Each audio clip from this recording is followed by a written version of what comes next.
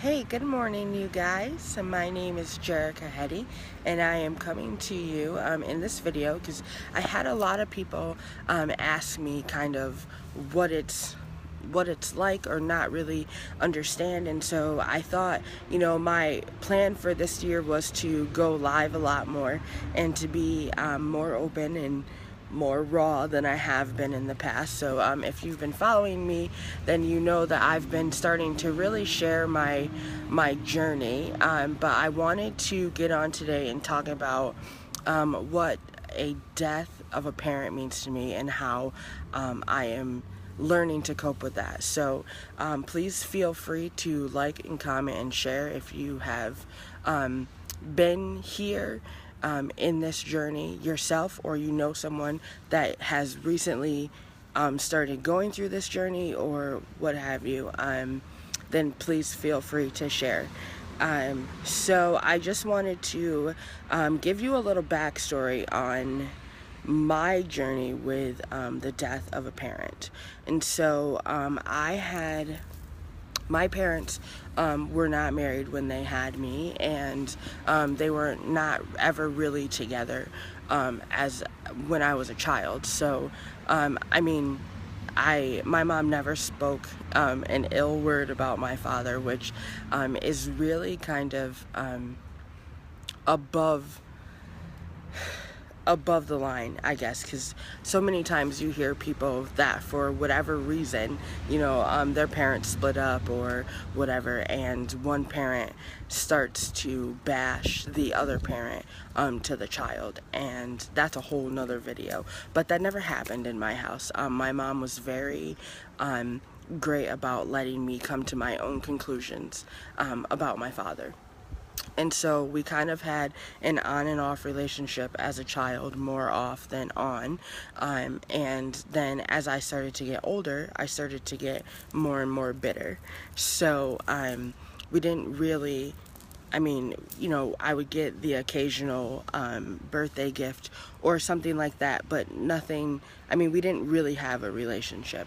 And then I graduated high school and went to college, and I got accepted into this summer program at the college that I was attending, and lo and behold, one of my cousins on my dad's side was there. And so then I kind of got reconnected to my dad when I was in Buffalo for college. And so we kind of spent a little bit of time together then and started to get to know one another, but not really. It was strange, because at that point I was an adult, I was 17, 18 years old. And then just like as fast as that relationship kind of sparked, it lost interest, for lack of a better term, again. And so then, into my early 20s, I really started to get pretty bitter, and it seems like every encounter that I had with him ended up in like an argument or something like that, and whatever. And then it was about March of 2011 that I don't really know what happened, but I do remember that it was like springtime in March, and he had reached out to me, and at that point I decided, like, okay, you know what, this is my dad, right? So, and then it was about March of 2011 that we really started a relationship. And so we would call one another and text one another, and it really started to, it was interesting because as an adult I could appreciate the fact that the role that he played in my life, and then I was really looking forward to the future, because it seemed to be like the first time in both of our lives that we could stand to talk to one another. So that was March of 2011, and my dad was a huge Bills fan, and I'm a huge Bills fan, so most of the conversations we spun about football. And so I remember as the season was starting in September that we were talking about how bad the Bills are going to be that season, and the opening game was going to be the first Sunday or whatever in September. and I was going to, if the Bills won, I was supposed to call him, and we were going to talk about it, but I was at work. And so I was working at a local winery here where I live, and so I was hosting that day, and so I was working, and the Bills did win, and I totally forgot to call my dad. And then that next morning, I received a phone call, which then in turn to another phone call to let me know that my dad had passed away unexpectedly. And so my initial reaction to that was I was livid. I was so mad. Because I just thought, like, what the heck? At this point, I had been, over 2 decades of us not having a relationship, or having a very toxic relationship, or just trying to figure out, what roles we played in each other's lives. And then it seems like, as soon as we got that figured out, and we're able to set our pride aside and, build that relationship, he was gone.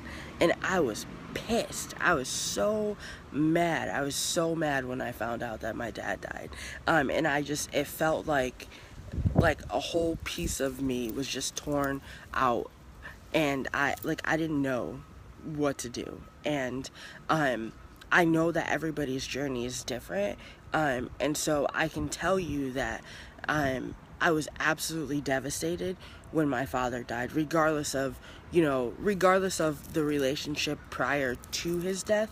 I was an absolute mess when it happened. And it was very hard because, I had some really good friends, but it's one of those things where you hear people say it's not a club that you want to be a part of, and it's not something that you will understand until you go through it yourself. And so it was very hard to be able to put together the words to tell someone what I was feeling, or what I needed, or what I was thinking, or I don't know. It was just like your whole world goes dark, and there still are no words really to describe that day. And then all of the things that come after that, and everything that you have to deal with after that is just as trying. And so as my family is no stranger to death, unfortunately, one of the biggest downfalls of having a big family is that you experience lots of deaths too. And so it wasn't necessarily the death, it was the death of my father, because I've buried my grandparents and aunts and uncles and extended family, and this was different because this was my dad. And so it was very difficult, and it's so hard to be able to explain to someone, and it's not something that you want to be a part of. And so then it becomes, after my initial anger, I was so depressed because I just couldn't stop thinking about, the what ifs. I mean, we literally had just started our relationship months prior to his death, and then just like that, he was gone. And so then, all of that, the aftermath, I guess, of his death really is what started to take a toll on me. And there are days that I'm fine, and there are days that I literally can't stop crying, and there's nothing that anyone can say or do, and it's just something that I have to go through. And so I am very fortunate to have him be laid to rest in a place that's near me, because he didn't live near me. He lived in Buffalo, and where I grew up was 3 hours away from there. But he is because he was military, he's buried at a VA cemetery that's like a half an hour from me, so I get to go and see him in, I guess, continue on in a way that, you know, I hope that he would be proud to, you know, that I'm his daughter. And, you know, there's not a day that goes by that I don't, you know, think about him or what he would think. I mean, he never got to walk me down the aisle. He never, you know, got to meet Trevor. He, you know, never got to see me as a blossoming adult, you know. He saw me as a snotty, you know, kid, teenager, whatever. And so I don't regret our relationship. I guess I just sometimes wish that I would have been a little more accepting of him and his journey in life and how that kind of, you know, would play a role in my life. And so I guess I just wanted to make this video because it's something that you will never understand until you go through it, and I wouldn't wish it on anyone because it's one of the hardest things that I think I've ever had to go through. And so I just want you all to know that, you know, you're not alone. And if you have gone through this journey and, you know, no one around you, you feel like no one around you is understanding, or you're not really understanding, you know, where you're at in your journey, you know, please feel free to reach out to me, and you know, we can talk, or I can listen. And, you know, sometimes you just need someone from an outside standpoint to kind of just let you know that you're gonna be okay. And so I just want to be able to be that person for you if that's what you need, because it was very difficult for me. I was in in my early 20s, and, you know, you're still a kid at that point, and I mean, I still don't know what I want to do with my life. And so I just felt very lost and very much afraid of, you know, what was gonna happen after that. And, you know, just thinking like, man, like,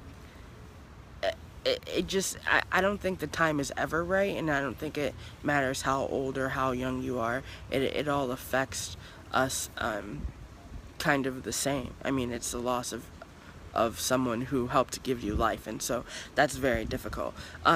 So I don't want to drag this out or anything, but I just wanted to come on and kind of give my little backstory and share a little part of my journey with you this morning. And so it is my hope and my desire and my prayer that if you are watching this live or you are watching it on the replay, that you feel loved today, that you know that you are not alone, and that there is someone out here that is willing to help you along any stage of this journey.